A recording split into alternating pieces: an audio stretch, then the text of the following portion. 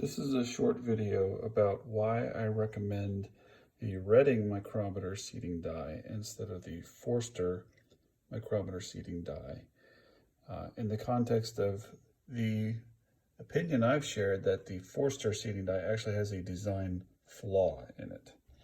And hopefully this short video will explain the basic design flaw. It's worth saying these dies are essentially copies of each other. The Reading is basically an improved Forster. There's not a whole lot different between them in any way that matters, except for one particularly consequential way, and that is the stem design. So if you'll see, they both use a sliding sleeve that is chambered to your cartridge, right? So this is a 6.5 Creedmoor, this is a 224, and this will hold the cartridge perfectly concentric or close to it while the bullet is seated. The Forster design, in an effort to seat the stem as low as possible on the bullet, causes the stem to be very, very thin wall. See how thin that is? Now the Reading design uses a much thicker stem wall. You can see there. Now it doesn't grab the bullet as low, right? It still kind of rides up a little higher in the ogive of the bullet. But you know, the stem doesn't guide the bullet. The bullet is guided by the brass. All the stem does is apply axial load. So that effort to grab the bullet as low as possible when the bullet is already constrained in a very tight-fitting chamber is misguided, right? So if you look at this bullet and try to drop it down in there, you'll see that this is a very tight clearance, right? Maybe 1/1000th, 1.5. So there's no slop in there that the stem needs to account for. So there's no value added in having the stem grab the bullet as low as possible. Well, what happens over time, and maybe you can see visibly in here, is the end of the stem becomes flared. If you were to measure this with a micrometer, you'd find that the outer diameter at the very bottom of the stem is about 7 to 8 thousandths larger than the rest of the stem. And the problem for that is the stem will no longer insert from the top. It's too big. The only way to get the stem into the holder is from the bottom. And now you can use it to seat. But it should come out the top, but it can't.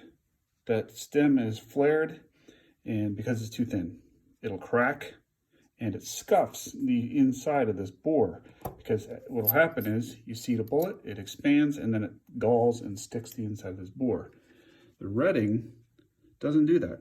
It's thicker, so it fits perfectly in the top of its respective chamber, right?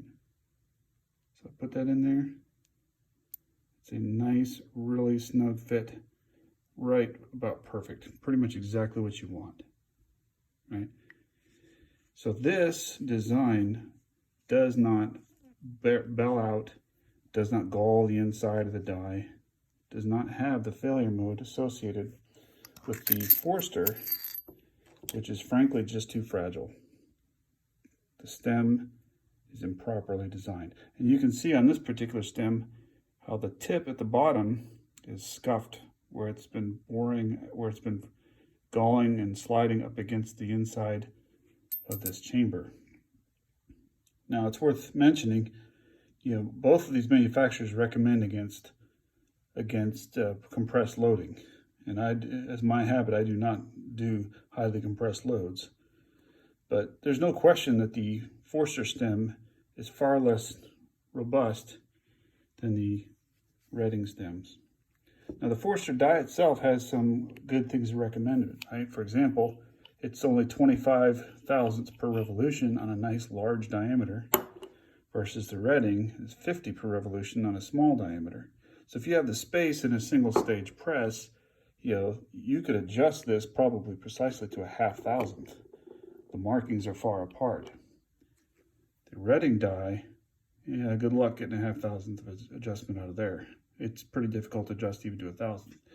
But the Reading does take up less space. If you're on a fairly crowded turret press, you've got a tool head with space claims, the Reading's probably a better choice.